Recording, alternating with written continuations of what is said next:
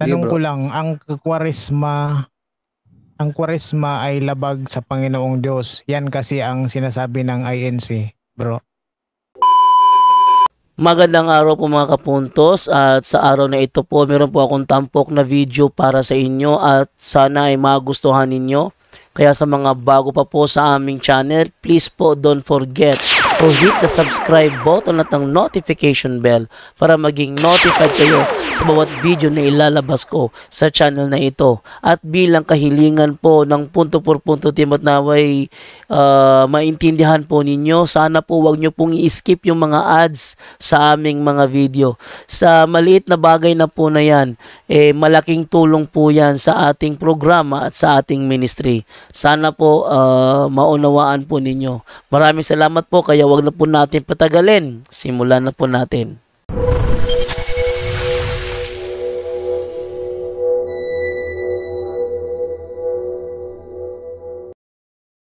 Sige Tanong ko bro. lang, ang kwaresma ay labag sa Panginoong Diyos. Yan kasi ang sinasabi ng INC, bro.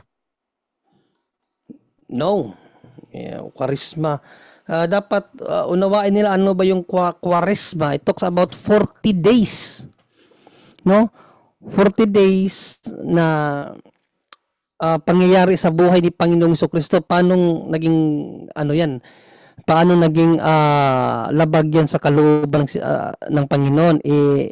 Ano niya yan pangyayari sa buhay ng Panginoong Jesucristo yan na inaalala ng simbahan. Kasi ang isa sa teaching ni St. Paul, no? Dito sa Hebreo 13:7 ay alalahanin, no? Sabi dito, alalahanin niyo ang mga namumuno sa inyo at nagpahayag sa inyo ng salita ng Diyos. Isipin ninyo kung paano sila namuhay. So kung paano ang pamumuhay ng Panginoong Jesucristo, iniisip natin yun, inaalala ng simbahan yun. Hindi ba nag-ayuno ang Panginoong Jesucristo ng 40 days, Brother Vicente Emiliano?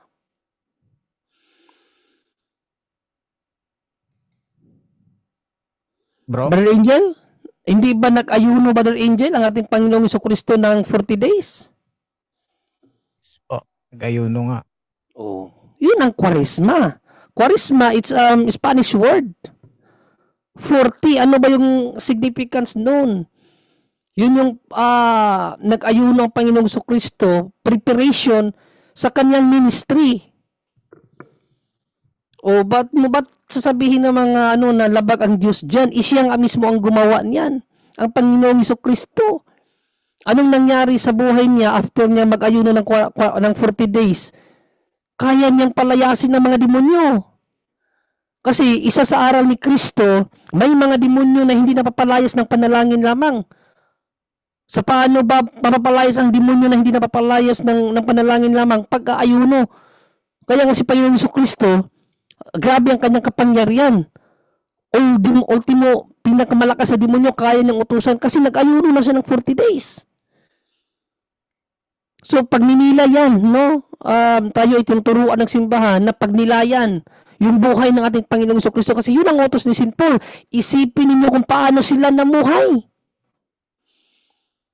So inaalala natin yung pag-aayuno ng Panginoong Jesucristo ng 40 days kasi sa atin mayroong sa atin yun, mayroong malaking impact sa atin yung mga Kristiyano. Kung ang ating Panginoong Jesucristo nag-ayuno ng 40 days, why we cannot do it also? Kaya mayroon tayong kwaresma.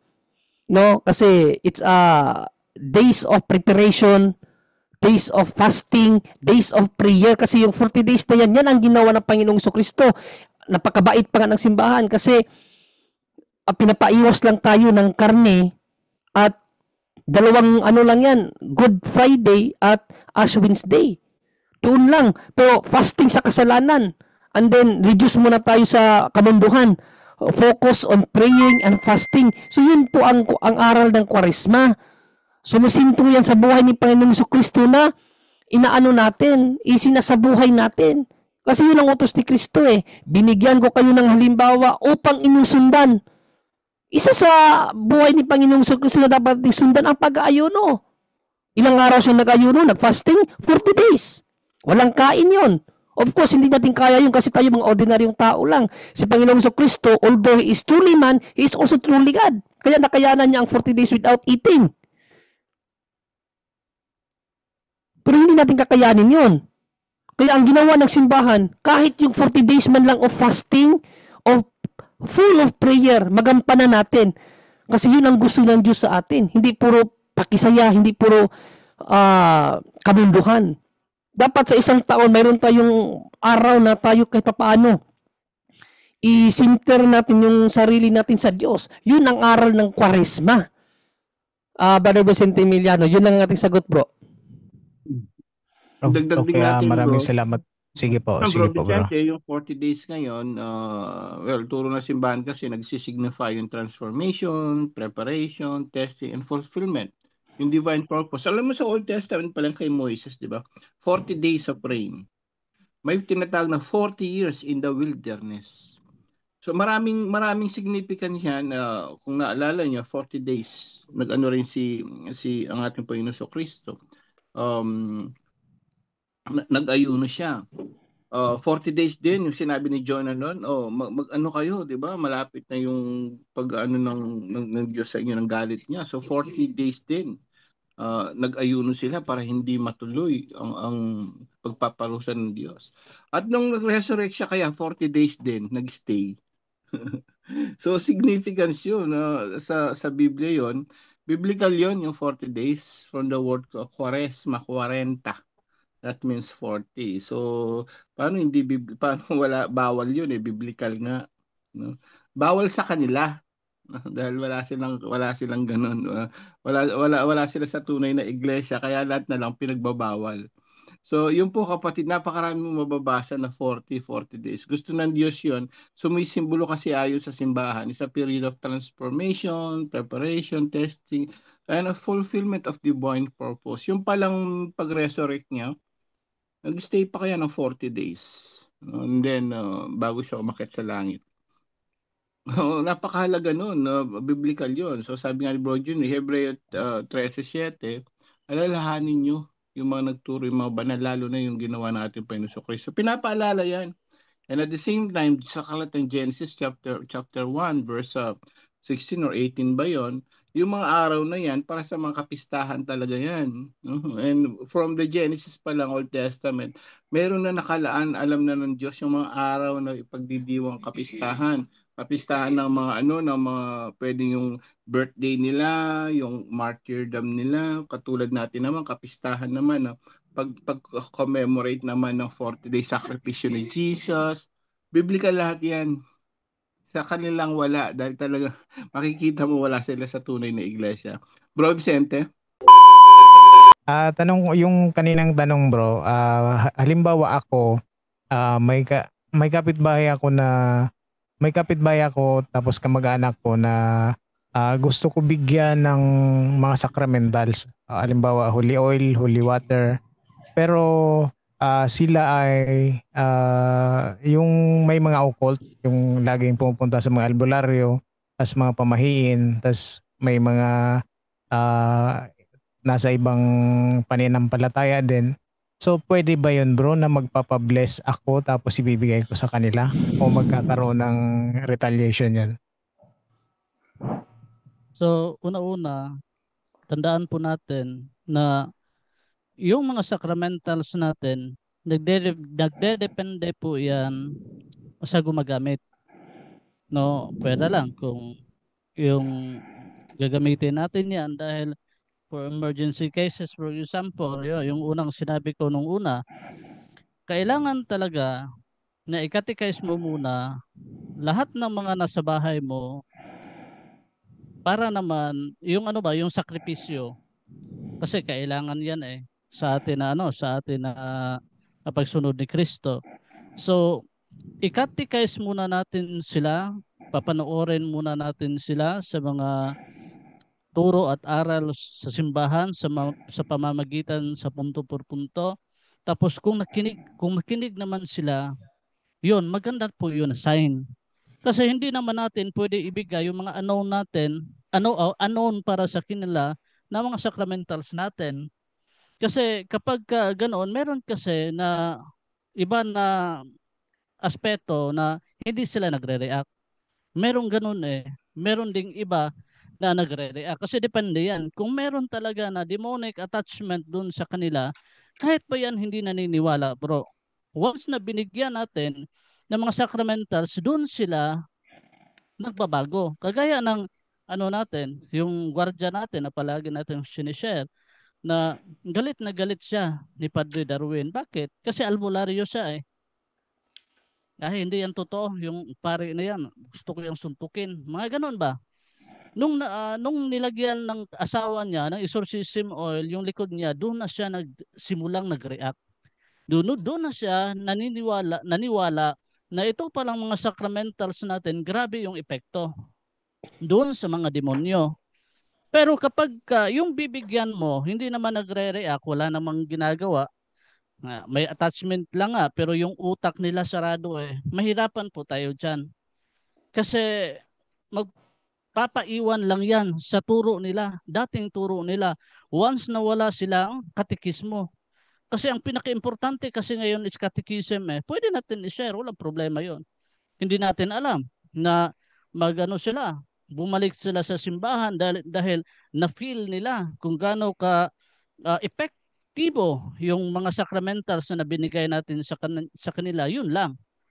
Pero kapag sa iba din ng mga pananampalataya, sa iba din ng mga sekta, kasi may pumupunta din dito na mga Sabadista, may pumupunta din dito na mga born again.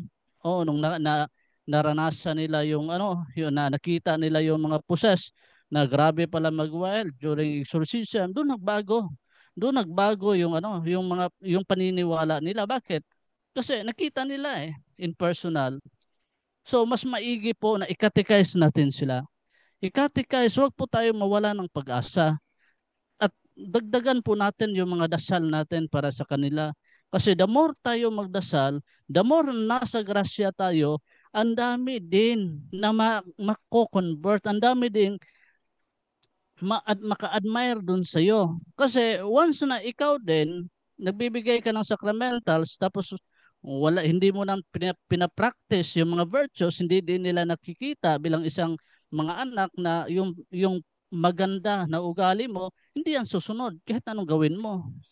So once na kaya nga yung mga santo natin, kahit ano ka, maldita pa yan, yung mga nila, na-attract sila doon sa tao na nagpa-practice ng virtues. Bakit? Kasi iba talaga ang grasya ng Diyos. Kahit na sino, ma-attract talaga, ma-amaze talaga sa'yo. Kahit na malayo ka pa, mag-aamo talaga yung nila. Para iba talaga yung feelings nila. So ganun po gawin natin. Ipakita natin yung ating maganda na asal. Kasi sabi ni San Francisco de Assisi, kailangan talaga yung action. Ipakita natin yung kabutihan natin. Use word if necessary. Yun lang sabi niya. Use word if necessary. Pero kapag hindi naman, pinapakita niya yung good deeds doon sa iba. Kaya nga kapag magsalita yung mga santo, ang daming nakakonvert. Yun ang pinaka-importante natin na gawin. Hindi na basta-basta lang natin ipamigay. Kasi nasan sa Biblia yun bro, na kapag ibinigay natin yung mga banal na baka apak-apakan lang. Wag ibigay sa mga aso yung yung mga bagay na banal. Nasa Matthew 7 yun. Bro Vicente, ipakita lang bro Vicente. Matthew 7 11 to 13 yata. Or 13, wait ano ba yun? Yung wag nyong ibigay sa mga Bro John Ray. Yes bro. Nakapin ako sa Zoom mo? Hindi ko alam. Ikaw ang may control ng mo Kasi lahat na nasa screen ko lumalabas sa screen mo Pag nagsalita ka, nagdodoble yung screen mo. Baka nakapin ako dyan. Oo nga, remove pin. Sa akin pala yun? Oo. Kasi pag nagsalita ka, biglang nagdodoble. Kaya kaya pala nagdodoble. Ayan. So, ano nga bang talata yung Brother Jando? Matthew 7, yung huwag niyong ibigay sa mga baboy. City Gis ba yun? Hindi, O, 7:24 City yata. 6. City 6. 7:6. Hindi sa Ito, baboy, sa aso. sa aso pala. Ito, sabi dito, huwag ninyong ibigay sa mga aso ang mga banal na bagay. Baka pagkatapos ay kayo pa ang balingan at sakmalin nila. Huwag ninyong ihagi sa baboy ang inyong mga perla sapagkat yuyurakan lamang nila ang mga iyon. So, Bro, yun po Robert. okay. So, yun po mga kapatid, yung mga banal na bagay, dapat po natin gamitin sa pamamaraan na banal para tayo magiging banal.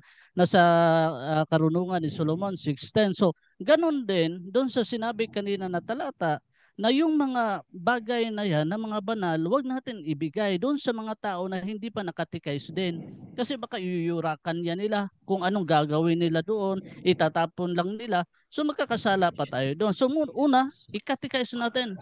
Walang problema, ikatikays natin yan. Pagka hindi na talaga naniniwala, doon na po kayo sa second option. Ilagay ninyo yung mga asin na konti lang. Ilagay ninyo sa tubig, sa mga dispenser ninyo. Kasi pag nainom nila yan, baka magfo-flow din yung grasya doon sa mga tao na yan, ma-open yung kanilang yung mind nila na makinig doon sa aral ng simbahan. O pero baka mag-react sila. So magtatanong ka agad yan sa iyo, anong nangyari sa akin? Bakit ganoon? So i-present mo na yung mga sacramentals natin, yun ang ginamit ko. Baka kaya nagkakaganyan ka kasi merong attachment sa demonyo sa iyo. So doon pa lang matatakot na yan. Kaya nga yung iba dahil na-experience nila yung kapangyarihan ng mga sacramentals natin, dun sila nagbago. Kaya nga unahin muna katekismo, pag ayaw, yun ang second option natin na gagawin. So yan lang sagot natin, Bro Vicente Mejiliano.